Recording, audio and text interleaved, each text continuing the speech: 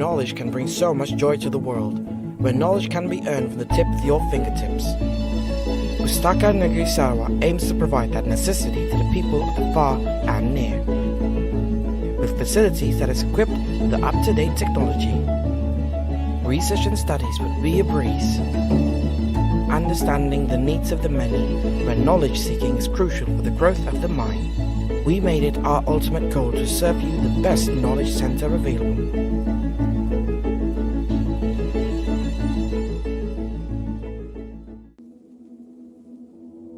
Outside our walls, we go and reach out to users and potential users in hard-to-reach areas.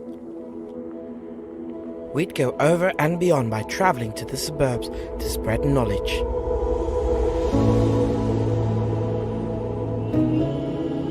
To enlighten them through several knowledge activities via Pustaka's knowledge resources in our collection. Our responsibility to share latest technology and information. This way, we can ensure that the passion to seek knowledge never fades.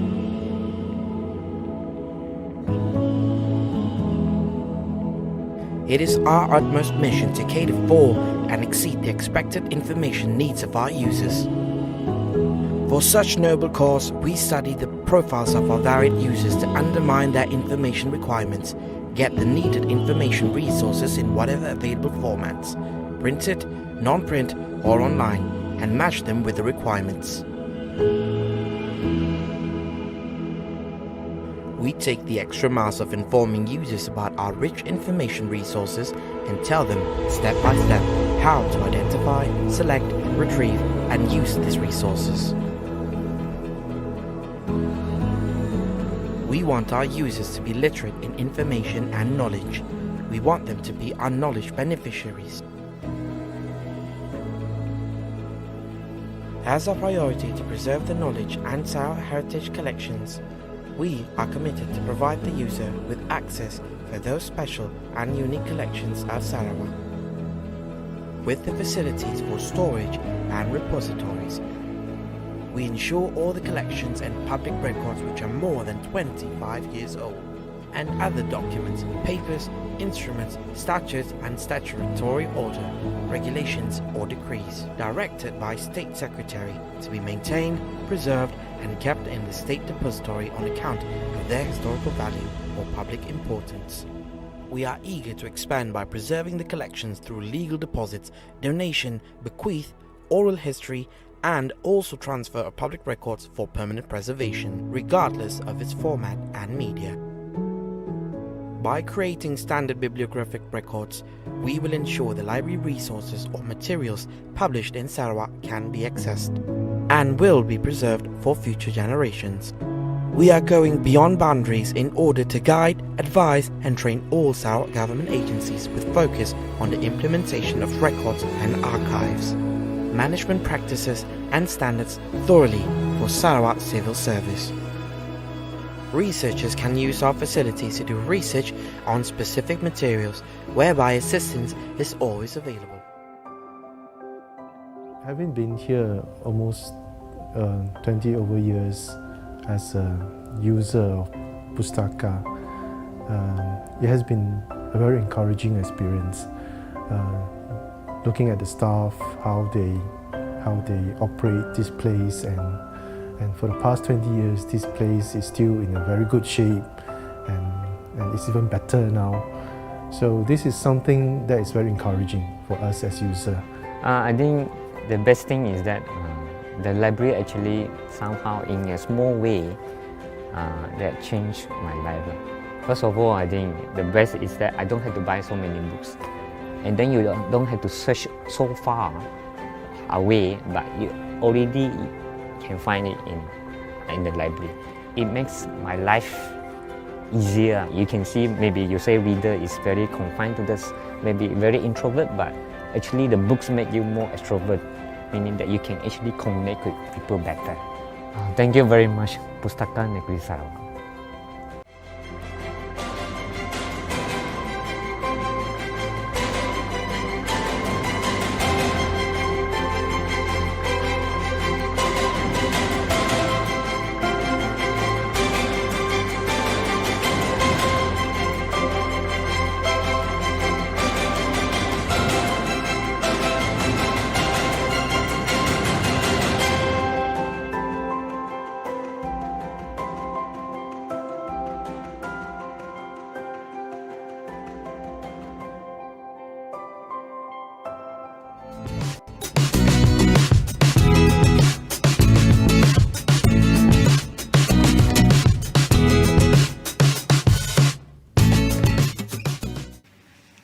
Hello and a very good morning everyone. My name is Farhan, your MC for today.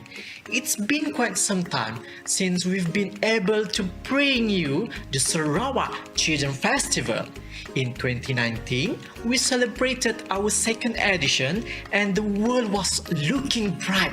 However, none of us were able to look into a crystal ball and imagine what would occur in 2020.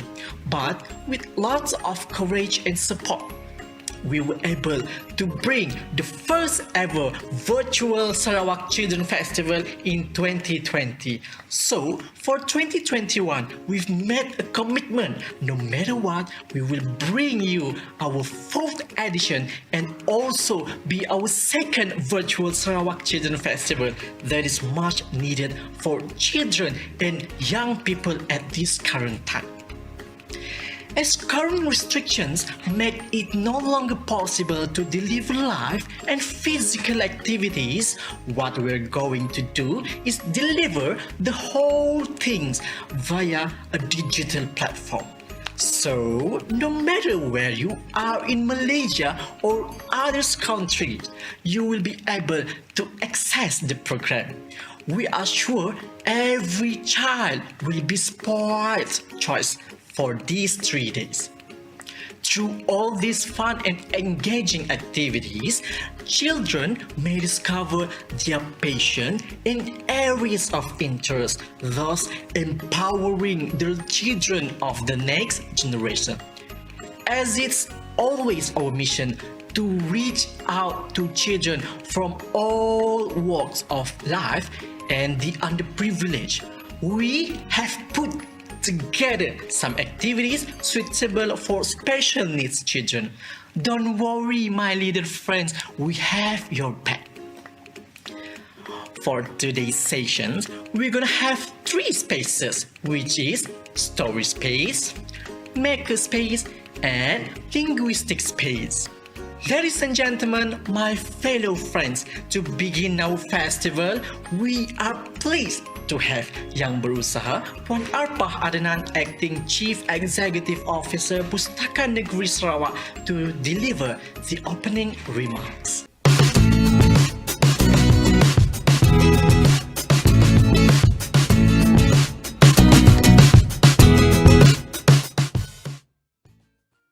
Bismillahirrahmanirrahim. Assalamualaikum warahmatullahi wabarakatuh. Salam sejahtera dan salam Sarawakku sayang.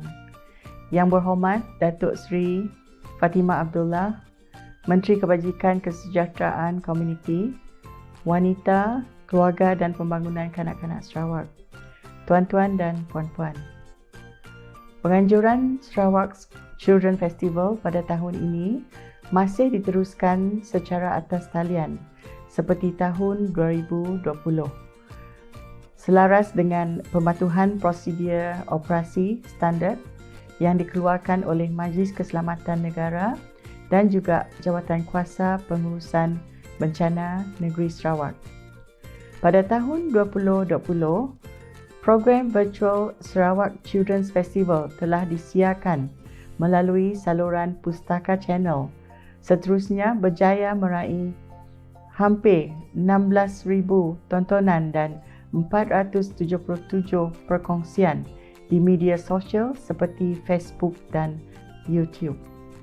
Inisiatif penganjuran program ini adalah selaras dengan keperluan Seksyen 3/1 The Sarawak State Library Ordinance 1999, iaitu untuk to promote and stimulate interest in reading, library works, and to promote literary arts and the usage of modern technology in the transmission and dissemination of knowledge, information and data.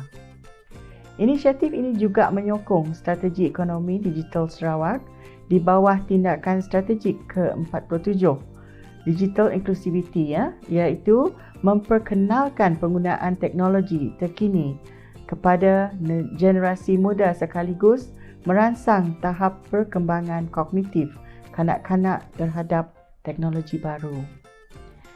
Yang berhormat Datuk Seri, tuan-tuan dan puan-puan, Sarawak Children's Festival pada kali ini akan mengetengahkan seramai 50 orang yang berkemahiran dan berpengalaman dalam pelbagai bidang berkaitan dengan kanak-kanak. Para fasilitator bukan sahaja dari Malaysia, malah terdapat juga dari kalangan mereka daripada luar negara seperti Amerika Syarikat, United Kingdom, Taiwan, India, Thailand dan Indonesia. Sejumlah 65 aktiviti penarik telah dirangka bagi memenuhi cita rasa kanak-kanak dan ianya juga telah dikategorikan mengikut 9 ruang atau spaces yang terdiri daripada The Story Space yang memfokuskan kepada sesi bercerita, manakala Market Space menyediakan platform untuk kanak-kanak mempamerkan produk ciptaan mereka. Linguistic Space mempertengahkan pelajaran bahasa asing, dan Maker Space memfokuskan aktiviti sains, teknologi, engineering, arts and mathematics. Dan tidak ketinggalan ya, Artistic Space mempamerkan hasil seni lukis dan kraftangan, manakala Performance Space mempertengahkan dan mempertunjukkan bakat kanak-kanak seperti tarian, sajak dan bercerita. Special Needs Space menunjukkan pendedahan berkenaan asas bahasa isyarat, seni dan kraftangan dari golongan orang kelainan upaya. Manakala Game Space mempamerkan berkaitan permainan kanak-kanak, Gastro Space pula menengahkan pembelajaran berkaitan penyediaan dan kepentingan makanan yang sihat dan seimbang. Di kesempatan ini, saya merakamkan ucapan penghargaan dan terima kasih kepada Yang Berhormat Datuk Seri di atas sokongan beliau terhadap program ini. Seterusnya, ucapan penghargaan juga kepada rakan-rakan pintar yang terdiri daripada agensi kerajaan, Kedutaan Amerika Syarikat, persatuan dan agensi bukan kerajaan serta orang perseorangan di atas komitmen dan kerjasama dalam memastikan penganjuran Sarawak Children's Festival pada kali ini berjaya dengan lancar. Besarlah harapan saya agar Sarawak Children Festival 2021 kali ini mencapai objektif penganjurannya di mana sekaligus membantu meningkatkan ilmu, sains, teknologi, engineering, arts and mathematics dalam kalangan kanak-kanak, seterusnya melahirkan pemata negara yang bakal serta mampu mewarisi kepentingan masa hadapan negara. Semoga pengisian yang telah dirangka dan dilaksanakan sepanjang Sarawak Children Festival kali ini dapat memberi manfaat dan ilmu pengetahuan yang berharga kepada semua peserta yang telah menyokong penganjuran program ini. Dalam memastikan penyampaian perkhidmatan yang terbaik kepada pengguna, kami Pustaka Negeri Sarawak sentiasa mengalu-alukan maklum balas daripada anda semua. Sekian, wabillahi taufik wal hidayah. Wassalamualaikum warahmatullahi wabarakatuh. Terima kasih. My fellow friends, that was Puan Arpah Adnan, Acting Chief Executive Officer Pustaka Negeri Sarawak. Thank you for the speech, Puan. Without further ado, we will turn the time over to our launching ceremony. Therefore, I would like to invite Yang Berhormat Datuk Sri Hajah Fatimah Abdullah, Minister of Welfare, Community, Wellbeing, Women, Family and Childhood Development for the launching.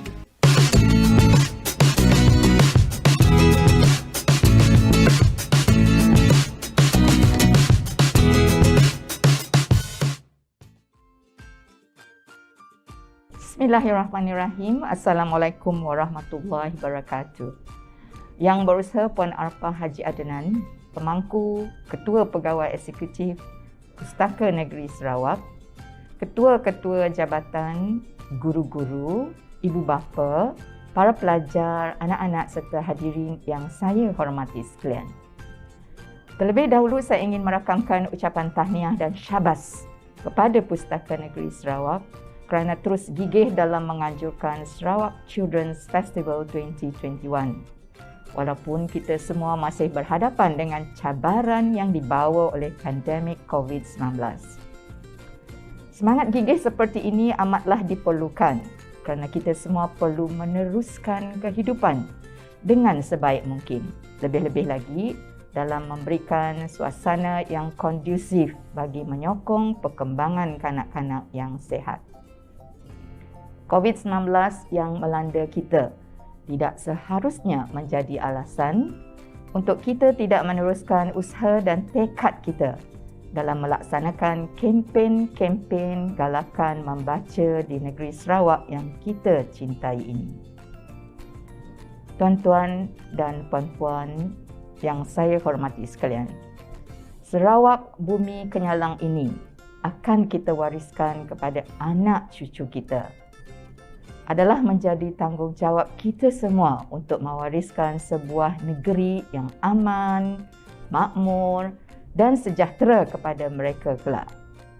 Dan kita bertanggungjawab untuk mendidik mereka menjadi warga Sarawak yang bertanggungjawab, berbudi, berkemahiran dan berilmu supaya mereka dapat mentadbir urus negeri Sarawak yang tercinta ini dengan baik. Ini adalah sebuah tanggungjawab yang sangat besar kerana kanak-kanak merupakan 22% daripada jumlah keseluruhan penduduk negeri Sarawak berdasarkan statistik pada tahun 2020.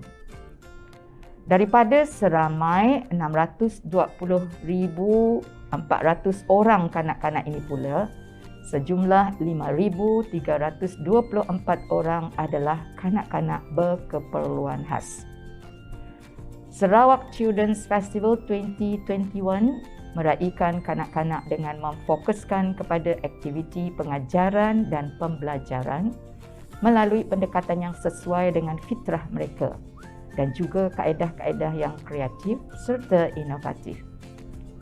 Aktiviti bercerita, berniaga, berbahasa, mereka cipta, memasak, berseni dan membuat persembahan adalah pendekatan amali yang lebih berkesan bagi pengajaran dan pembelajaran kanak-kanak. Pakar-pakar yang terlibat dalam dan luar negara akan berkongsi ilmu serta pengalaman mereka. Dan ini adalah peluang yang sangat baik bagi guru-guru, ibu bapa dan sesiapa saja yang terlibat dalam pendidikan awal kanak-kanak. Ambillah peluang ini untuk menambah ilmu pengetahuan kita demi membantu pembangunan generasi anak-anak negeri Sarawak yang lebih berilmu serta mempunyai daya saing yang tinggi. Hadirin yang saya hormati sekalian, pendidikan awal kanak-kanak merupakan asas kepada pembangunan modal insan berkualiti. Dalam memenuhi keperluan ini, kerajaan negeri telah menyediakan kemudahan pendidikan awal kanak-kanak di negeri ini. Sehingga kini terdapat sejumlah 68,133 kanak-kanak yang sudah mendapat manfaat pendidikan awal di 111 buah taska yang berdaftar dengan Jabatan Kebajikan Masyarakat Sarawak. Mereka ini dididik serta diasuh oleh seramai 5,957 orang guru dan 3,945 orang pembantu guru. Sesuai dengan itu, saya ingin menyarankan kepada semua guru, pengasuh serta pembantu yang terlibat dalam pendidikan awal kanak-kanak ini untuk menyertai Sarawak Children's Festival 2021 supaya mereka akan mendapat manfaat daripada himpunan para pakar yang telah dijemput khas oleh pihak penganjur. Dengan peningkatan ilmu pengetahuan dan kemahiran hasil daripada penyertaan ini nanti, maka dapatlah mereka mengaplikasikannya di dalam aktiviti-aktiviti pengajaran dan pembelajaran yang mereka lakukan. Faedahnya akan dikecapi oleh anak didik mereka yang kita harap akan menjadi warga Sarawak yang berilmu, berkemahiran, berakhlak baik dan dapat menyumbang kepada kesejahteraan diri, masyarakat dan negara. Tuan-tuan dan puan-puan yang saya kasihi sekalian, kehidupan kita masa kini akan menjadi asas yang bakal menentukan suasana dunia yang akan diwarisi oleh anak-anak dan cucu-cucu kita. Pembangunan itu sendiri adalah usaha yang berterusan, yang merentasi generasi. Oleh itu, usaha mendidik generasi muda bukanlah tanggungjawab keluarga saja, tetapi adalah tanggungjawab bersama yang harus dilaksanakan oleh semua pihak, iaitu institusi, masyarakat dan juga warisan, pendidikan, kebudayaan. Selain itu, pemupukan tabiat suka membaca dan cintakan buku juga harus ditekankan dalam diri anak-anak. Saya juga telah difahamkan bahawa festival kali ini merupakan edisi yang keempat dan ini merupakan tahun yang kedua. Pustaka Negeri Sarawak mengadakan festival ini secara maya. Festival ini diadakan secara tidak langsung bertujuan untuk menanam semangat suka membaca dalam kalangan kanak-kanak di negeri ini. Program yang disediakan insya-Allah akan dapat menyumbang kepada perkembangan minda mereka. Saya juga dimaklumkan bahawa seramai 50 orang fasilitator dan pencerita yang berkemahiran dan berpengalaman tinggi dari dalam dan luar negara akan tampil memberikan persembahan mereka. Terdapat lebih dari 60 aktiviti yang dikategorikan mengikut 9 ruangan, tema, ilmu, bahasa, keusahawanan, kesenian, persembahan dan pemakanan. Festival seumpama ini mestilah diteruskan dan usaha bagi mempertingkatkan penyertaan kanak-kanak bersama keluarga mereka hendaklah dipertingkatkan. Oleh itu, saya berharap ibu bapa mengambil peluang ini dan pada masa yang sama galakkan anak-anak ikut serta. Saya juga berharap agar belia dan bakal-bakal pencerita tempatan turut menyertai festival ini untuk mempelajari teknik-teknik yang digunakan oleh pencerita profesional daripada dalam dan luar negara. Bidang ini merupakan suatu peluang kerjaya baru yang boleh diterokai oleh mereka yang berminat serta berbakat. Selain daripada itu, para penulis tempatan juga boleh mendapat manfaat meningkatkan ilmu dan bakat mereka dalam bidang penulisan buku kanak-kanak. Negeri Sarawak masih memerlukan lebih ramai penulis bagi mencapai status negeri maju pada tahun 2030. Akhir sekali, mekar sejambak bunga gubahan jatuh sekuntum di atas peti. Membaca itu suruhan Tuhan Al-Alaq diturun menjadi bukti. Cerana kesumba indah melati, cantik tersemat dambaan putri. Ilmu ditimba sepenuh hati, kekuatan umat minda bestari. Cantik sungguh si bunga kejora buat hiasan di hari raya. Marilah sahut seruan negara, bangsa membaca, bangsa berjaya. Dengan lafaz Bismillahirrahmanirrahim, saya dengan sukacitanya merasmikan Sarawak Children's Festival 2021.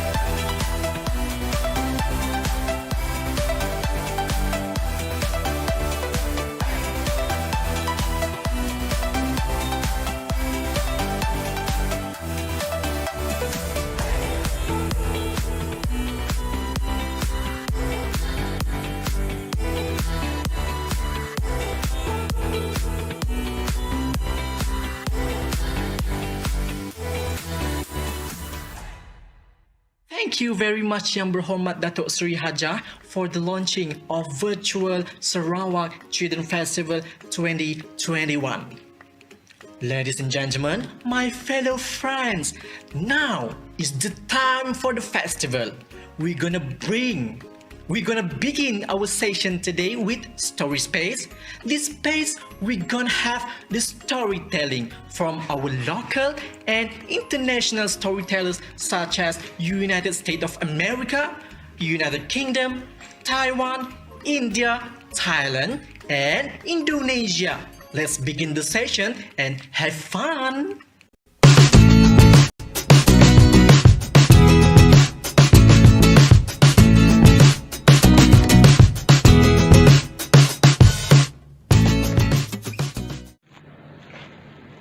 Hai, Assalamualaikum warahmatullahi wabarakatuh. Salam sejahtera, salam kasih sayang untuk semua cucu-cucu Opah Cu. Baiklah, hari ini macam biasa, Opah Cu akan bercerita. Dan hari ini Opah akan bacakan daripada buku cerita terbitan Dewan Bahasa dan Pustaka bertajuk Si Abu-Abu. Opah akan pilih satu cerita dan akan ceritakan kepada anak cucu semua. Jadi, dalam banyak-banyak cerita yang menarik dalam buku ni, Opah akan bercerita tentang apa? Tentang putri? Bukan. Tentang apa? Tentang apa? Tentang haiwan. Jadi haiwan apa yang Opah nak baca hari ni? Opah akan ceritakan tentang seekor kambing. Kambing ya. Cucu-cucu Opah semua pernah tengok kambing tak? Kambing ni dia ada macam-macam spesies. Dia ada kambing gurun, dia ada kambing biri-biri, dia ada kambing kampung, dia ada kambing bo dan macam-macam jenis kambing lagi. Jadi dalam cerita ni yang cukup menarik cerita ni asalnya adalah cerita rakyat daripada etnik Kedayan dan juga Melayu Sarawak. Jadi ceritanya bermula jeng. Dalam sebuah kampung terdapat seorang saudagar yang sangat kaya. Dia mempunyai ratusan ekor kambing. Dan setiap hari kambing-kambing itu akan meragut rumput. Nampak ni, atas meja Opah ada rumput hari ni. Sebab Opah nak feeling ada di sebuah padang rumput yang dipenuhi dengan kambing-kambing. Dan dalam banyak-banyak ekor kambing tu, salah seekor dari kambing mempunyai saiz yang sangat luar biasa. Iaitu bersaiz besar luar biasa. Dan pada suatu hari, ketika kambing-kambing itu meragut rumput, meragut rumput tahu tak apa? Makan rumput lah. Dia meragut rumput, berjalan, dan rupa-rupanya kambing yang bersaiz badan besar itu telah terpisah dari kawan-kawannya. Dan disebabkan itu, dia telah tersesat. Disebabkan dia tersesat, dia pun mengembik-ngembik memanggil kawan-kawannya.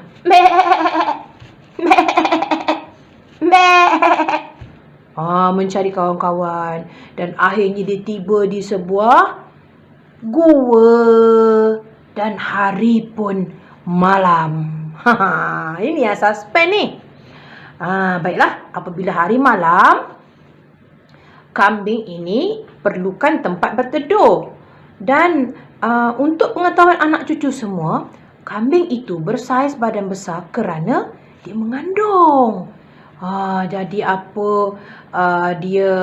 dia berasa sangat penat kerana dia bunting ataupun mengandung. Sebab itulah dia badan besar.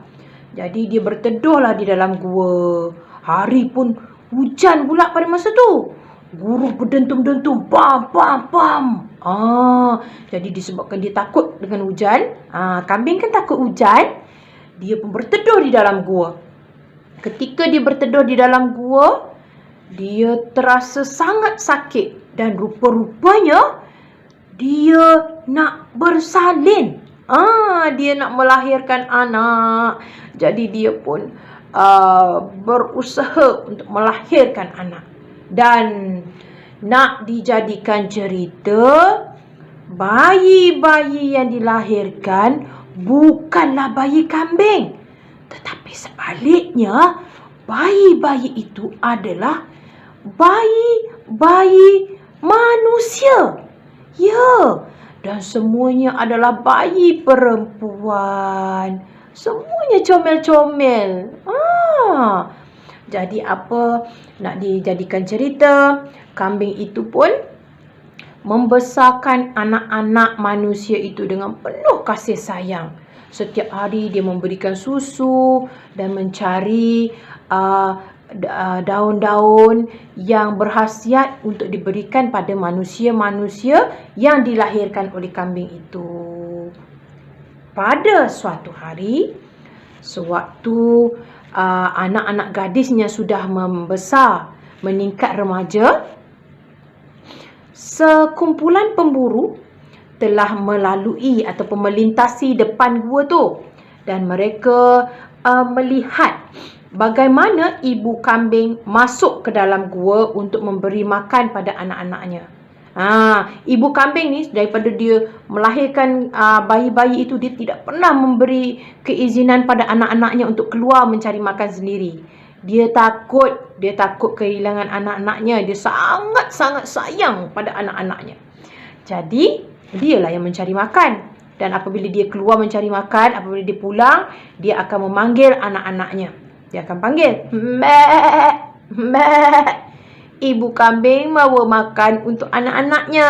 Mek, mek, ibu kambing bawa makanan untuk anak-anaknya." Begitulah setiap hari diulang-ulang apabila dia membawa balik makanan. Jadi, kumpulan pemburu ini tadi, apabila mereka melihat perbuatan ibu kambing, mereka tertanya-tanya, siapakah anak-anak kambing yang boleh berbicara seperti manusia? Bercakap. Maksudnya kambing itu pun boleh bercakap. Dia bercakap, ibu kambing membawa makanan untuk anak-anaknya. Mek, mek, ibu kambing. Kan, dia bercakap macam manusia. Jadi, apabila berlaku kejadian itu, kumpulan pemburu tadi telah membuat keputusan untuk untuk mendapatkan anak-anak kambing di dalam gua itu. Mereka tertanya-tanya. Jadi esok harinya mereka pun menyamar menjadi ibu kambing sewaktu ibu kambing keluar mencari makan.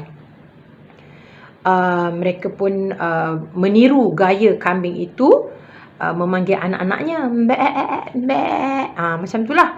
Dan akhirnya nak dijadikan cerita, apabila pintu gua dibuka dan kumpulan pemburu itu mendapati anak-anak gadis yang cantik-cantik dalam tu, mereka telah membawa anak-anak gadis tadi pulang ke rumah mereka dan berkahwin.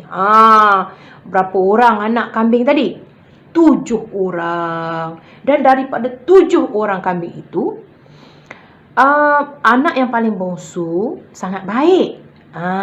Jadi apa yang berlaku ialah apabila ibu kambing balik daripada mencari makan, dia telah mendapati anak-anaknya hilang.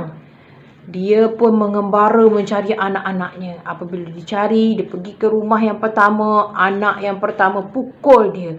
Pergi anak kedua pukul dia. Anak ketiga pun sama, anak keempat pun sama, 5 sama, 6 sama. Semuanya memukul ibu kambing itu. Masing-masing tidak mengaku bahawa ibu kambing itu adalah ibu yang melahirkan mereka.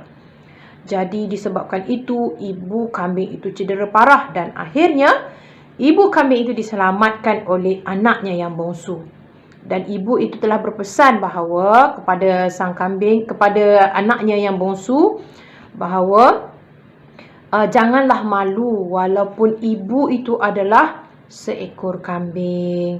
Jadi pengajarannya, anak-anak semua, anak cucu semua, opacu nak berpesan pada semua supaya kita sentiasa berbakti menjaga ibu kita, walau siapa pun ibu kita. Itulah pengajaran daripada cerita ni, ya.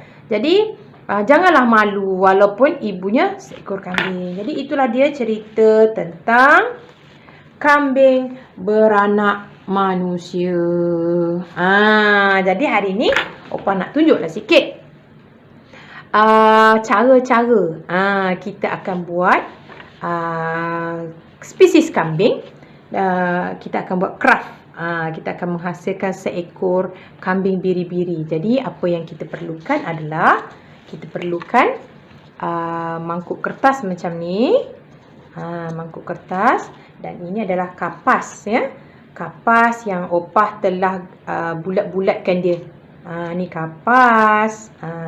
Kemudian kita perlukan apa lagi? Kita perlukan batang aiskrim. Seterusnya kita perlukan masking tape warna hitam, double sided tape. Kemudian kita perlukan polystyrene yang bulat, dan kita perlukan lidi. Nampak tak lidi ni? Ini lidi. Kemudian kita perlukan pisau ataupun cutter, dan kita perlukan mata. Tengok, nampak tak? Tu mata. Okey.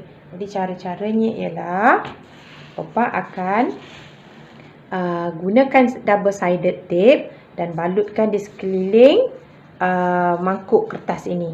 Setelah kita balut, kita akan menggunakan kapas-kapas ini dan kita lekatkan pada mug tadi ataupun pada mangkuk kertas tadi semacam ni. Kita letak macam ni. Tampal. Ini double sided sebab tu dia lekat. Kita tampal aja. Tampal sampai penuh. Senang aja. Okey. Aktiviti ni kita boleh buat di rumah. Kita juga boleh, selain daripada menggunakan mangkuk kertas ni, kita boleh gunakan botol terpakai.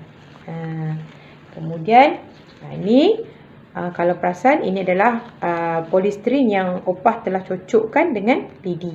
Kemudian kita masukkan dekat sini sebagai kepala dia. Tadang. Opah dah cocok masuk sini sebagai kepala. Kemudian kita akan tampalkan mata. Ini mata. Kita akan tampalkan mata dia macam ni. Tadang. Mata. Kemudian ini adalah kayu aiskrim tadi. Kayu aiskrim ni yang Opah dah potong-potong. Jadi kita tampal dalam ni. Dan inilah hasilnya. Kambing biri-biri. Ini spesies kambing biri-biri. Jadi Opah akan buat kambing biri-biri ni.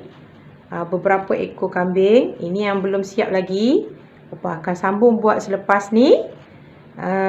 Sambil-sambil tu Opah bolehlah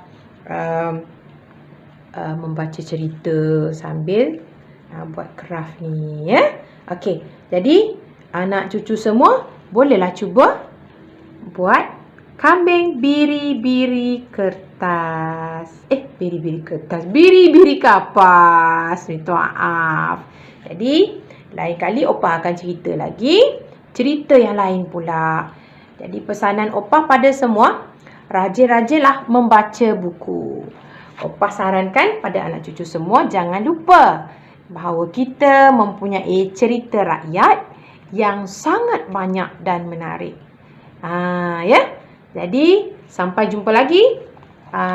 Mohon maaf sekiranya Opah ada terkasar bahasa dengan anak cucu semua. Baiklah, anak cucu semua, kita jumpa lagi. Assalamualaikum. Bye.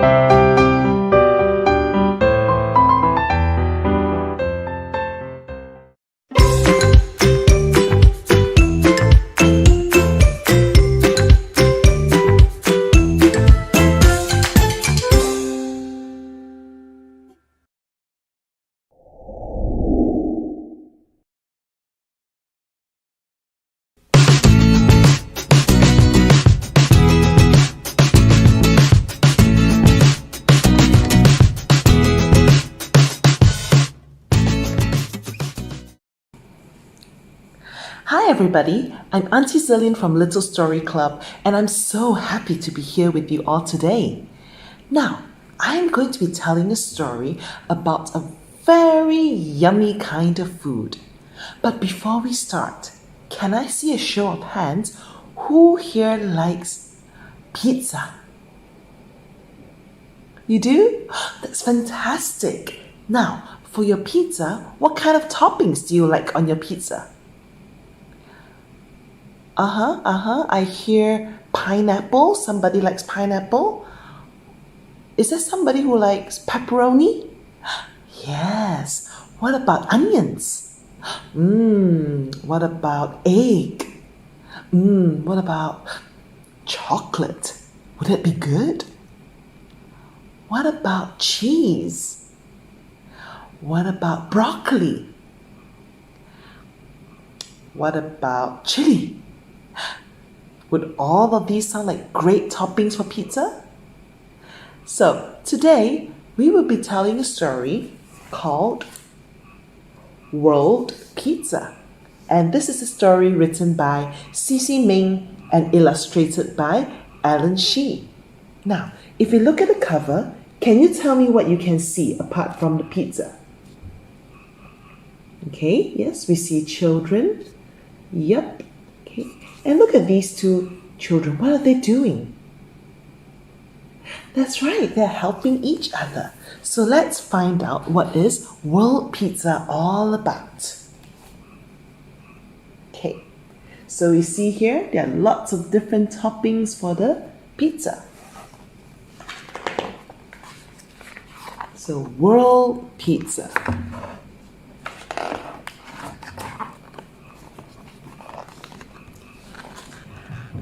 The tall hill with the cherry trees and the soft grass for chairs was the best place to look for a wishing star. Mama found such a star, the first to be seen in more than 100 years. It was not the brightest nor the biggest in the sky that night, but it was still a true wishing star. So Mama made her wish. Can you all make a wish together? Shall we make a wish together? All right, let's close our eyes and make a wish. Okay, so let's see what Mama wished for. I wish for World Pizza. Achoo! What happened? A floating cherry blossom had tickled her nose into a giant sneeze. Mama wished for World Pizza, said Jack. I think she meant world peace. I definitely heard World Pizza, said Joe. Peace, said Papa. Pizza, howled baby Mo. He reached up and squeezed Papa's nose.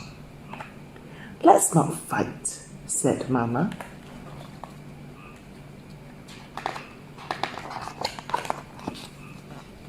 Just then, a pizza fell from the sky, landing gentle as a warm blanket on Mama's lap. You see that? The kids didn't know about peace, but they knew about pizza, and this particular pizza was delicious. Mama, in her heart, she still wished for peace, for a world filled with kindness and love and no fighting. But she agreed this pizza was delicious. So they ate until their bellies were full and everyone was happy. So can we all touch our bellies? And across the world, in another town, on another hill, sat another family. Yeah, this is another family. And another pizza, carried on by the wind, appeared. And this one landed on the father's head. That family agreed that the pizza was delicious, so they ate until their bellies were full and everyone was happy. And let's do it together. 1, 2, 3. Let's see what happens next. Pizza appeared in valleys, in deserts, and on the very topmost points of snowy and blowy mountains. There were pizzas everywhere. Pizza rained down onto cars, on subways, and boats and planes. There were just pizzas everywhere. People living in the biggest building got pizza. People living in the smallest buildings, they got pizza. And people with no place to live, they all got pizza. And in fact, these people got extra pizza. Do you know why they got extra pizza? Would you like to guess? Okay. Yeah, perhaps because they have no place to live, right? Okay. And look at this wonderful page. There was spicy pepper pizza, there was salty seaweed pizza, chocolate cherry pizza, and extra cheesy with pickles pizza. None of these pizzas were the same, but they were all delicious.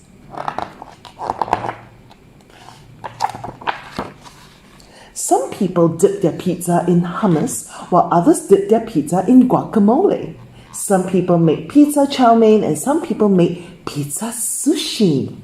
Some even made pizza soup, and they all agreed that the different pizzas were delicious. So they shared, and everyone was happy. And everyone said, The bully at the playground pointed and laughed at the unusual looking pizzas until the kids offered him slices. He ate and he realized that he liked the new flavors, and he liked his new friends even more. Now, the pirates, okay, can we all say "Arr" together? 1, 2, 3. Arr! The pirates, right? On the rough ocean seas, put down their swords to eat pizza. Look at them all enjoying their pizza. They agreed that the pizza was superb. Once they stopped fighting, they realized they were tired of being angry and they were tired of hurting each other. So they kicked their swords aside and all the pirates were happy. And look at this. Even angry neighbors with tall fences and locked doors got pizza. And they peeked over their fence and frowned at the pizzas that looked nothing like theirs. They shook their fists and called out, "Go away!" until the scrumptious smell made them stop. And they looked at the faces of all the different people eating every kind of pizza imaginable.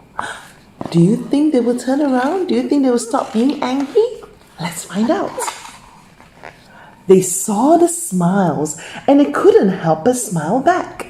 So they opened their doors wide and joined the fun outside. There were pizza tossing contests. Let's pretend that we are tossing pizza. We have a pizza here and we'll toss it and toss it. And there were pizza parties, right? There were pizza parties and there was even a pizza parade. That sounds like so much fun. Now, people all over the world, they talked and laughed and ate until their bellies were full. Even after the pizza was gone, the people stayed. They made friends. Look at how happy they are. And in that moment, the world was filled with kindness and love and no fighting. On top of the tall hill, with the cherry trees and the soft grass for chairs, Mama picked up the last piece of pizza. She gave it to the stray dog that followed them home. As Mama tucked Jack, Joe, and baby Mo into bed, Jack yawned and said, "Oh, Mama, I'm sorry you didn't get your wish for world peace." Mama gave each child a kiss and turned out the light. "Next time," she whispered, the family fell asleep, cozy in the warmth of their peaceful dreams. And everyone was happy. And that's the end of World Pizza. So, what do we learn from World Pizza? Is it okay if everybody wants a different kind of topping for their pizza? And we also learn that it is okay for people to be different from us, right? And in this book, we learn that we should accept each other's differences and live together peacefully. So children, do you think we can do that? Fantastic. Now, for our craft, these are some of the things that you can prepare. Now, what Auntie Zillian did was that I took just a cereal box and I cut a not very perfect circle out of it. So I have a bit of cardboard. You can use a cardboard box, that's fine. So I have this. I have a red piece of paper, okay, and you can color white paper and use it, that's fine as well. So what I'm going to do, what else? Then you can use any kind of colored paper that you have lying around. I have yellow, I have green, I have some peach colored paper, right? And what you can also do is that you can get white paper and you can draw your favorite toppings. For example, if I want to have broccoli, right? I would draw broccoli. Okay, I will draw a little broccoli tree and I'll color it and I'll add on to my pizza. Okay, so let's see how we can make this pizza. So this is the pizza base and this is going to be my sauce. You see, it's not very perfect, but it's okay because, you know, a good pizza doesn't have to be very, very perfect. So what I'm going to do is I'm going to put some glue. You can use any glue that you like.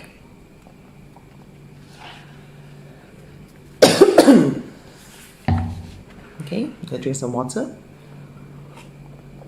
I still have some glue and I'm just going to put it on my pizza. Okay.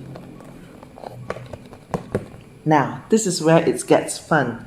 I think I want to have some cheese for my pizza. So I've already cut out these pieces. So I'm just going to put glue on my cheese.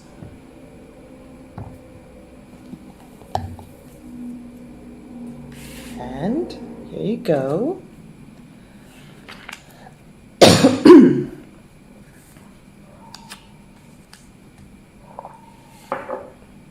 Okay, so I have some cheese on my pizza.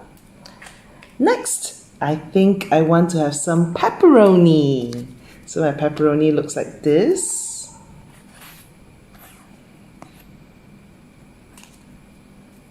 Okay, my pepperoni looks like this. And I'm also going to add some vegetables to my pizza. Do you guys like vegetables? Okay. So you can really add anything that you like to your pizza because remember, in a story we talked about it's okay to have different kinds of pizza. Okay, to have different kinds of pizza toppings. Now mine is very, very simple. Okay, so I have my pizza, I have my sauce, and I have my cheese. I might just add more cheese, yeah? I could add more cheese because more cheese is yummy. Okay. So, children, I'm looking forward to seeing your pizzas. Okay, so for today, we have read World Pizza and you can also make your own little pizza out of cereal boxes and color paper. Right? So do upload your pictures onto our comment section and I'll love to see the pizzas you have created. So remember children, we want world pizza for world peace. Thank you very much. I'm Auntie Zillian from Little Story Club and I really hope to see you in person very, very soon. Bye bye.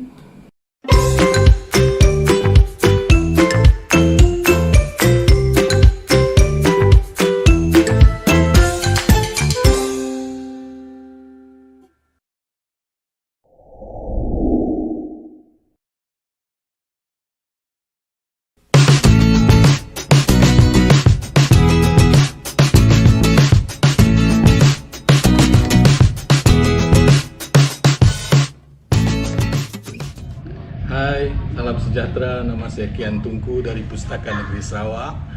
Saya akan berkongsi sebuah cerita bertajuk Sang Kancil dan Si Monyet oleh Fatin Aisyah Faizul Azhar. Pada suatu hari, si monyet pergi mengembara mencari buah-buahan untuk dimakan. Selepas berkayutan dari dahan ke dahan, si monyet terserempak dengan sang kancil. "Kemana kau nak pergi, saudara monyet?" Dengan begitu serekak sekali, tanya sang kancil sambil memuji monyet, tetapi pujian itu tidak ikhlas. Kemana lagi kalau tidak mencari buah-buahan untuk dimakan? Bagaimana dengan kau, saudara? Apa kau buat bersandar pada pokok simpul tu? Balas si monyet. Aku ni telah diamanahkan oleh Baginda untuk menjaga dusun buah-buahan Baginda daripada kecurian. Aku mesti menjalankan amanah itu dengan baik. Jika tidak, Baginda tidak akan mempercayai aku lagi. Jelas sang kancil. Amboi, alangkah beratnya tanggungjawab kau, wahai saudara. Buah apakah yang kau jaga itu? Tanya si monyet. Aku tidak boleh menceritakan tentang buah itu kepada sesiapa pun, saudara monyet. Nahas aku nanti jika Baginda dapat tahu. Jelas sang kancil. Tiada siapa pun yang mendengar di sini. Coba kau bisik kepada aku. Rayu si monyet. Tunggu dahulu, saudara monyet, kata sang kancil. Sang kancil sedang menimbang permintaan si monyet. Sila kau kemari. Kau lihat pada pucuk pokok tu. Ada kau nampak buah yang merah di sana? Tanya sang kancil. Alamak, tak pernah aku melihat buah-buahan yang semerah itu. Adakah rasanya sedap? Tanya si monyet. Manalah aku tahu pokok itu dibawa Baginda dari seberang laut. Di sini ia tumbuh dengan subur sekali. Daunnya menghijau, pucuknya rimbun, dan buahnya pula amat cantik. Puji sang kancil. Alamak, apa nama buah itu, saudara kancil? Tanya si monyet yang benar-benar sudah terdorong untuk mencuba buah itu. Itu dinamakan buah jenama Baginda. Kata orang, buah itu sungguh lazat. Kau lihat sajalah kulitnya merah menyala itu. Bentuknya runcing seperti taji ayam sabung yang jaguh berlaga. Rasanya manis seperti madu lebah rimba. Kata sang kancil memuji-muji kelazatan buah itu. Wah, begitu sedap bunyinya. Boleh tak aku mengambil sedikit buah itu? Tanya si monyet. Tidak. Kau tak boleh, saudara monyet. Sedangkan aku yang mengawal kebun ini pun tidak dibenarkan memetiknya. Namun, jika kau sudah tidak tertahan untuk mencubanya, maka aku rela pergi menghadap Baginda. Tegas sang kancil. Ini hanya demi kau saja, saudara monyet. Kau jangan cepat sangat mengambil buah itu. Hendaklah engkau tunggu isyarat dariku dahulu. Sesudah itu, bila aku menyatakan boleh, barulah kau boleh pergi. Baiklah, saudara kancil. Aku akan ingat dan akur padanya nasihatmu, kata si monyet. Si monyet pun pantas bergerak menuju ke arah pokok buah jenama Baginda. Sang kancil memahati dari jauh daripada sebuah anak bukit yang selalu dikunjunginya untuk beristirahat. Saudara monyet, sekarang barulah kau boleh pergi untuk mengambil buah itu. Ambillah sebanyak mana yang kau mahu, jerit sang kancil dari jauh. Si monyet pun tidak membuang masa dan terus menerkam serta memasukkan buah itu ke dalam mulutnya. Semasa dia mengunyah, dia merasakan seolah-olah lidahnya terkena bara api. Sedikit pun buah itu tidak sesedap seperti yang diperkatakan oleh sang kancil. Alamak, aku telah dianyai oleh sang kancil. Buah yang tidak berguna itu disebutnya buah jenama Baginda. Tui, tui, kerumut si monyet dengan marah. Si monyet lari lintang pukang, bibirnya bengkak, kepalanya rasa nak pecah. air matanya bercucuran, hingusnya melilih keluar dari hidung. Sang kancil beredar cepat-cepat dari tempat itu. Dia amat rasa berpuas hati setelah mengajar si monyet yang sentiasa suka mengganggu harta orang. Begitulah cara kita mengajar orang yang nakal seperti si monyet itu. Jika dia bukan monyet, sudah tentu dia tahu bahawa buah jenama baginda itu sebenarnya cili, kata sang kancil. Timbul dari sifat monyet itu, maka orang yang berkelakuan nakal diibaratkan seperti monyet. Sekian, terima kasih.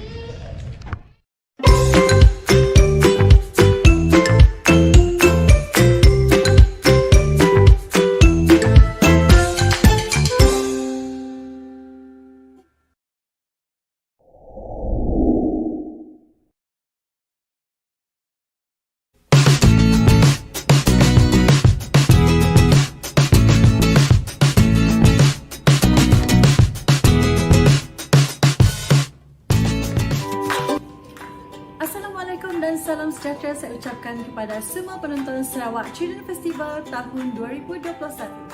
Hari ini adik-adik semua bersama dengan saya, Kak Mas, dan saya akan menyampaikan sebuah cerita yang bertajuk Berani Minta Maaf. Stay tuned! Kalau anda semua dah bersedia, jom kita mula. Pagi itu cuaca sungguh baik. Mimo, anak monyet, berjalan dengan gembira ke taman permainan. Burung-burung berkicau riang menyambut kedatangan Mimo. Cit, cit, cit, cit, selamat datang, kata burung-burung kepada Mimo. Jadi Mimo adalah seekor anak monyet ya adik-adik.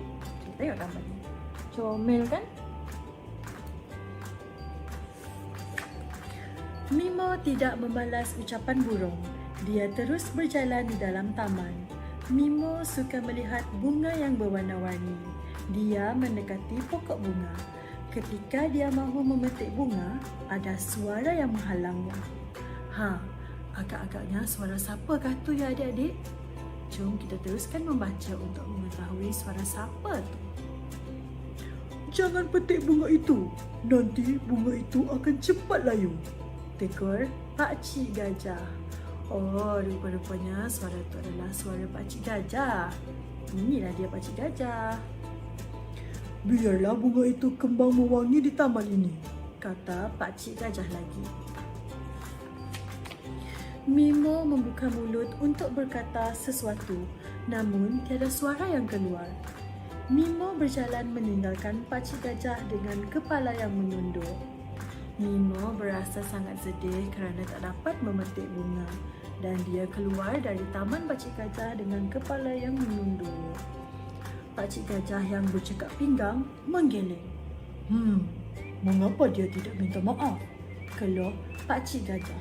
Dia kesal dengan kelakuan Mimo yang tidak hormatkan orang tua. Mimo bermain buayan. Dia rasa sungguh seronok. Buayan itu berayun tinggi ke udara. Mimo rasa seperti dia sedang terbang di udara. Burung yang terbang berdekatan berkicau menegur Mimo. Cit, cit, cit, cit, kamu kelihatan sungguh seronok. Namun, Mimo tidak membalas. Dia langsung tidak bersuara. Dia bermain buayan itu untuk tempoh yang lama. Agaknya, kenapa ya adik-adik Mimo tak ada suara? Adakah Mimo bisu? Tak apa, mari kita teruskan membaca untuk tahu kenapa Mimo tak dapat bersuara. Bolehkah awak cepat sedikit? Saya pun mahu bermain buayan, kata Riri, seekor anak kambing biri-biri yang sudah lama menunggu. Nampaknya Mimo terlalu seronok sampai tidak pedulikan haiwan lain yang menunggu giliran. Aduh, jerit Riri. Tanpa disengajakan, kepala Mimo terlanggar Riri. Riri terjatuh. Mimo turun daripada buayan. Dia segera mendapatkan Riri. Dia menggulurkan tangan dan membantu Riri bangun tanpa berkata apa-apa. Riri tidak berpuas hati lalu berkata, "Kenapa awak tidak minta maaf sedangkan awak buat saya jatuh?" Mimo membuka mulutnya untuk bersuara, namun tiada suara yang keluar. Riri berasa marah. Dia menjeling Mimo. Dia menganggap Mimo langsung tidak berasa bersalah. Sebab itu Mimo tidak meminta maaf. Anak burung terbang mendekati Mimo. Monyet, walaupun awak tidak sengaja melanggar kambing biri-biri, awak perlu minta maaf. Kita perlu menjaga adab kita, kata anak burung kepada Mimo. Mimo tunduk. Dia mengeluh lalu berkata perlahan, "Saya bukannya tidak mahu minta maaf. Saya tidak dapat luahkan," kata Mimo. "Asalkan awak ikhlas dan beranikan diri untuk meminta maaf, keajaiban akan berlaku," kata anak burung. Dia memberi dorongan kepada Mimo supaya lebih berani meminta maaf. "Keajaiban? Apa maksud awak?" tanya Mimo yang keheranan. Dia tidak dapat meneka apa maksud anak burung. Jadi, adik-adik dapat teka tak apakah maksud anak burung kepada Mimo? "Cubalah minta maaf dahulu," kata anak burung itu lagi. Mimo berjalan mendekati Riri. Mimo memberanikan diri bersuara. "Maafkan saya, kambing biri-biri. Saya tidak sengaja melanggar awak dan menyebabkan awak terjatuh." "Baiklah, saya maafkan awak. Siapa nama awak?" "Saya Riri." "Saya Mimo. Selamat berkenalan," jawab Mimo. "Saya Cicit," anak burung menyampuk. "Marilah kita bermain bersama," ajak Riri. Jadi, setelah Mimo berani meminta maaf kepada Riri, Riri pun mengajak Mimo untuk main bersama. Mereka bertiga berjalan bersama-sama di sekitar taman. Mereka bertembung dengan Pakcik Gajah yang sedang menyiram pokok bunga. "Pakcik Gajah, maafkan saya kerana cuba memetik bunga tadi. Tadi saya berdiam kerana saya tidak berani meminta maaf walaupun tahu saya bersalah," jelas Mimo kepada Pakcik Gajah. Pakcik Gajah tersenyum mendengar kata-kata Mimo. "Kamu tahu salah kamu. Kamu mengaku. Dan sekarang kamu berani minta maaf. Kamu memang anak yang baik," puji Pakcik Gajah kepada Mimo. "Ini hadiah untuk kamu. Kamu boleh tanam pokok bunga ini di rumah. Pakcik yakin kamu akan menjaganya dengan baik," kata Pakcik Gajah kepada Mimo. "Terima kasih Pakcik Gajah," jawab Mimo kepada Pakcik Gajah. Mimo rasa sungguh gembira. "Betul kata awak Cicit, keajaiban berlaku apabila saya berani minta maaf. Saya tidak dimarahi. Sebaliknya dapat kawan baharu dan pokok bunga," kata Mimo kepada Cicit. Dah tamat. Jadi adik-adik, seronok tak cerita berani minta maaf ni? Banyak pengajarannya kan? Jadi apakah pengajaran yang adik-adik semua pelajari daripada cerita ini? Jom kita teka. Yang pertama, kita haruslah berani mengakui semua kesalahan kita dengan meminta maaf.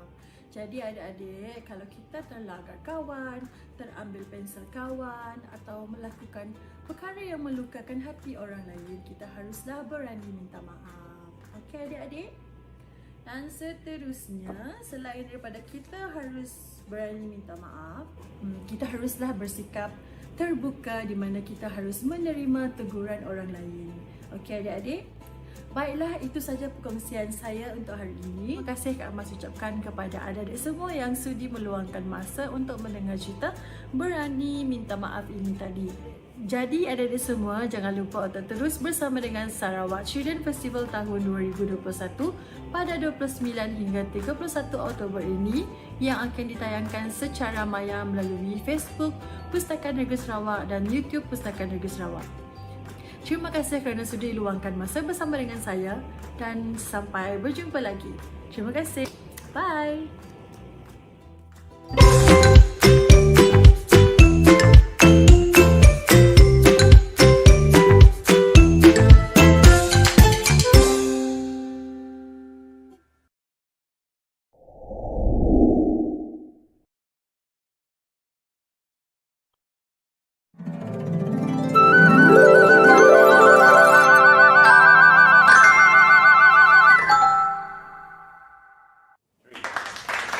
Assalamualaikum dan hai adik-adik, bertemu Kak T pada hari ini.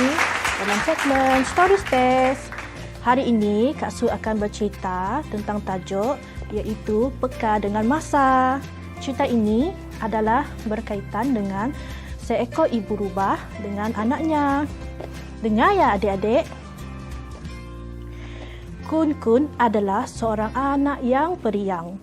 Dia suka bermain bola sepak bersama kawan-kawannya. Masalahnya, dia selalu ambil mudah tentang kerja sekolahnya. Setiap pagi, ibu rubah akan menjerit mengejutkan Kun, anaknya yang susah bangun pagi. Cepat bangun Kun, kamu sudah lambat untuk ke sekolah, gesar ibunya apabila melihat Kun masih berselimut. Kun bukannya tidak dengar suara ibunya, tetapi dia sengaja untuk terus baring. Dia berasa malas hendak bangun kerana rasa masih mengantuk. Ada sikap Kun yang tidak disukai oleh ibu bapanya. Kun suka bertangguh kerja. Walaupun sering dinasihatkan, Kun tetap tidak berubah sikap. Ada sikap Kun yang tidak disukai ibu bapanya. Kun suka bertangguh kerja. Walaupun sering dinasihatkan, Kun tetap tidak berubah sikap. Malam tadi, dia tidur lewat kerana lambat siapkan kerja sekolah yang cikgu beri. Kun asyik bermain dan tidak tumpukan perhatian. Cepat, kamu sudah lambat, gesar ibu Kun. Setiap pagi, dia terpaksa menggesar anaknya. Keadaan di rumah itu kecoh kerana Kun lambat bersiap untuk ke sekolah. Pada malam hari pula, ibunya perlu mengingatkan Kun supaya menyiapkan kerja sekolahnya. Ini kerana pada waktu petang, Kun leka bermain dan bertangguh untuk siapkan kerja sekolahnya. Ibu Kun mencari jalan untuk mengubah sikapnya. Ibu ada hadiah untuk kamu. Jam loceng ini akan mengejutkan kamu pada waktu pagi. Kun gembira menerima hadiah jam loceng. Terima kasih, Ibu. Ibu Kun berharap agar jam loceng itu akan membantu Kun supaya lebih peka dengan masa. Sebelum tidur, Kun mengunci penggerak jam. Loceng jam akan berbunyi dan mengejutkannya pada pukul 7 pagi esok.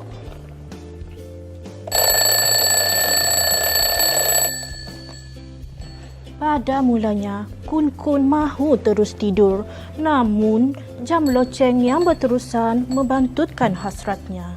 Kun bangun lalu menutup jam loceng.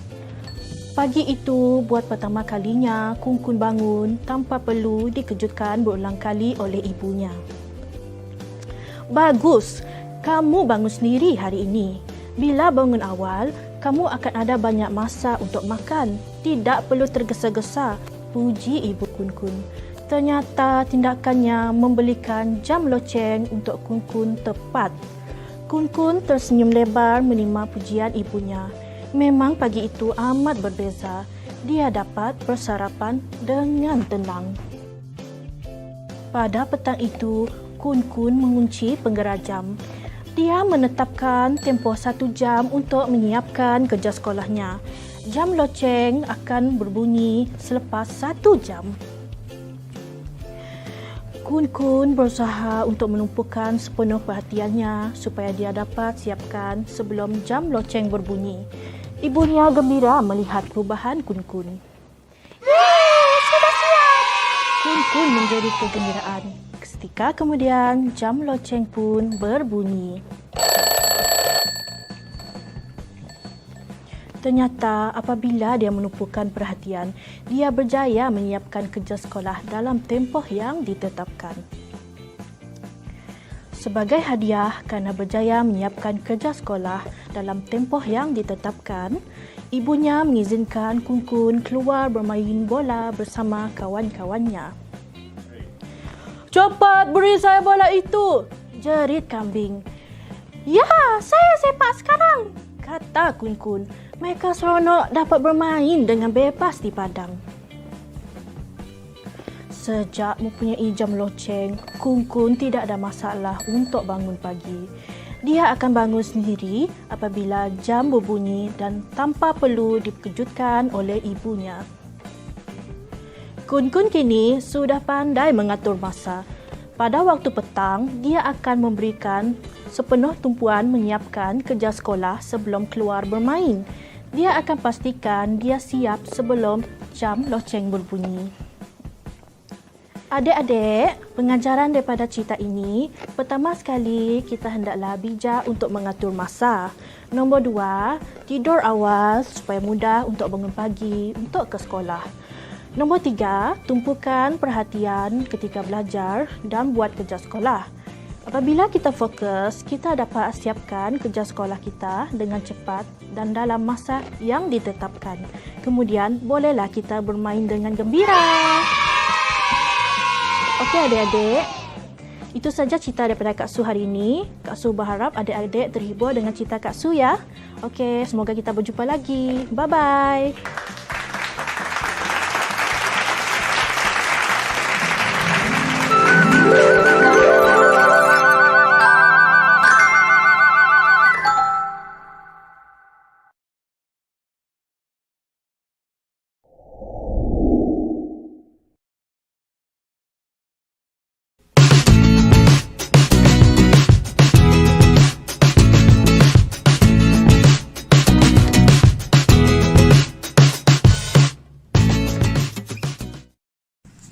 Hello children, welcome to Pustaka Sarawak Children's Festivals. I'm Grace and you can call me Grace Jie.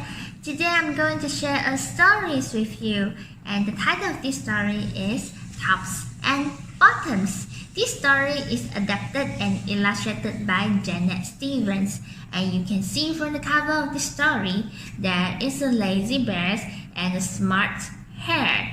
Before I start my stories, I'm going to show you some plants.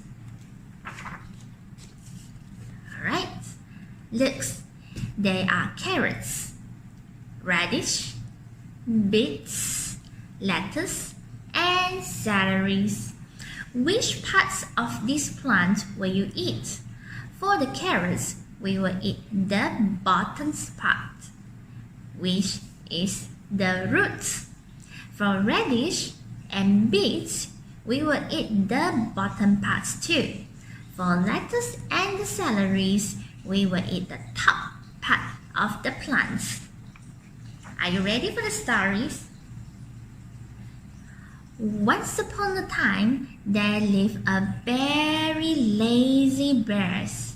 He had lots of land and lots of money. He got all his lands and money from his father. His father was a hard worker and a successful businessman. He gave all his wealth to his son. But the bears, once upon a time, there lived a very lazy bear. He had lots of money and lots of land. His father was a hard worker and a successful business bear. He gave all his wealth to his son. But what bear wanted to do was to sleep. Not far down the road lived a hare. Although the hare was very smart, however, he sometimes got into troubles.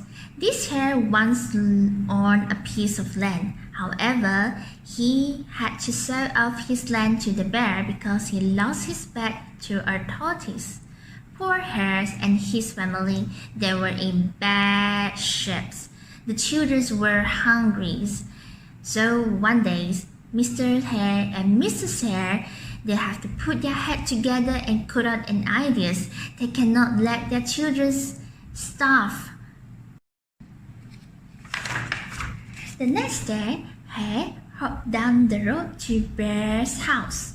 The bear, of course, was asleep. Hello, bear, wake up. It's your neighbor's hare.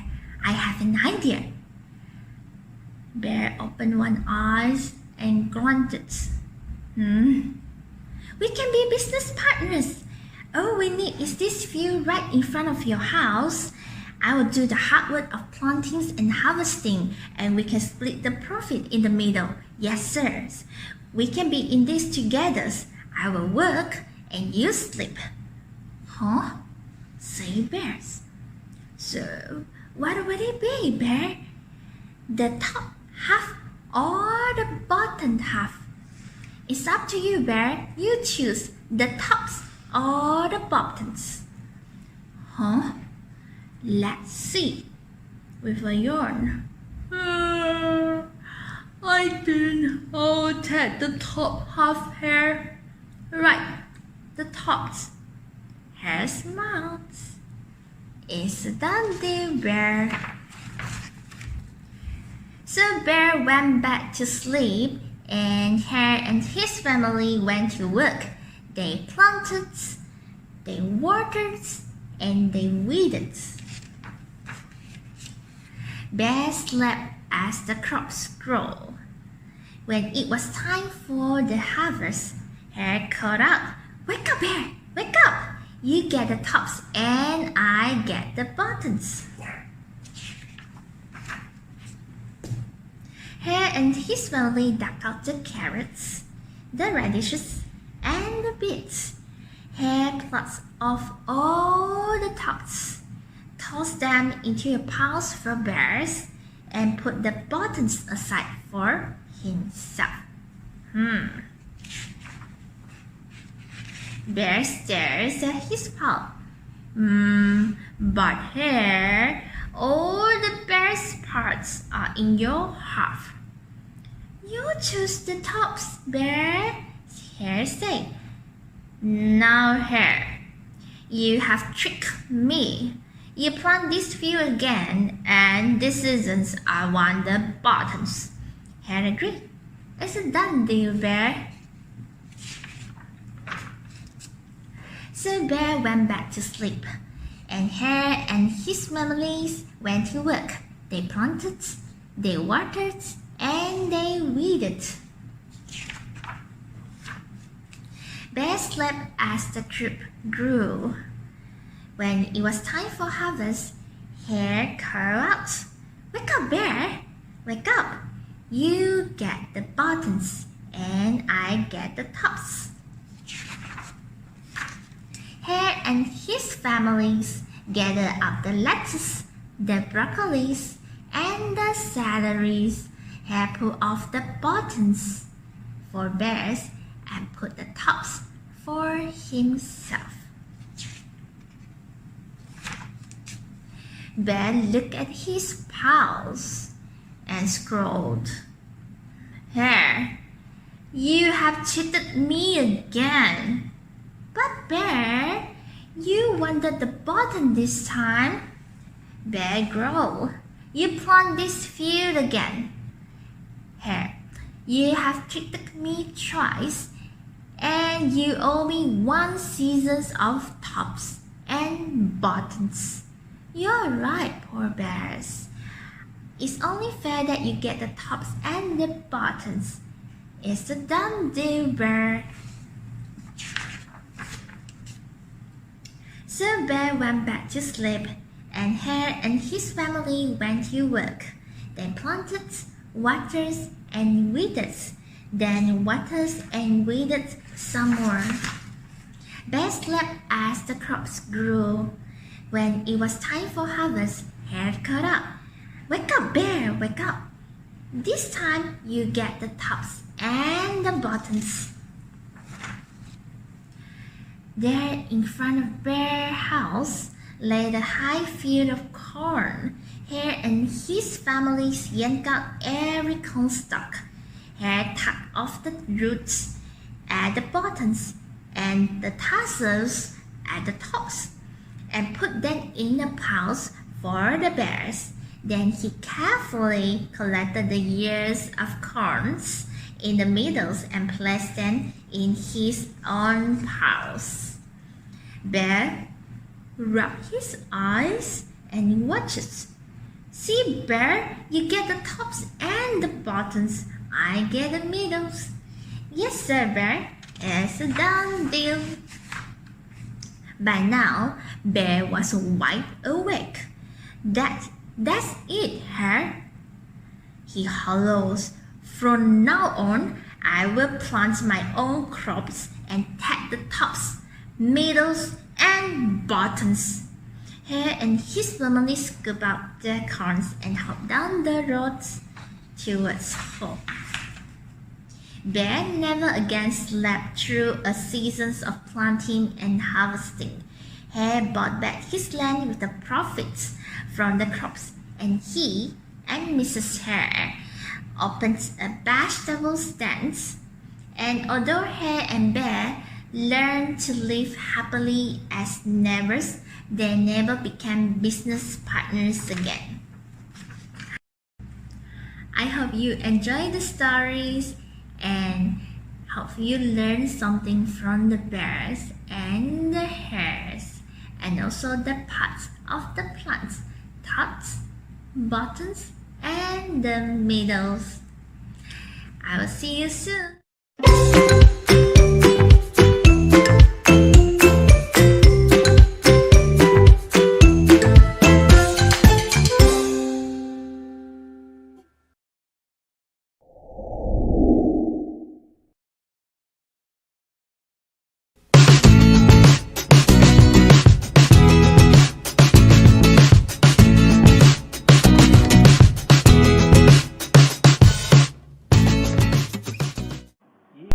各位大朋友、小朋友，今天呢，红姐姐或者是你可以叫我老红，因为呢，我是有一定的年纪了哈。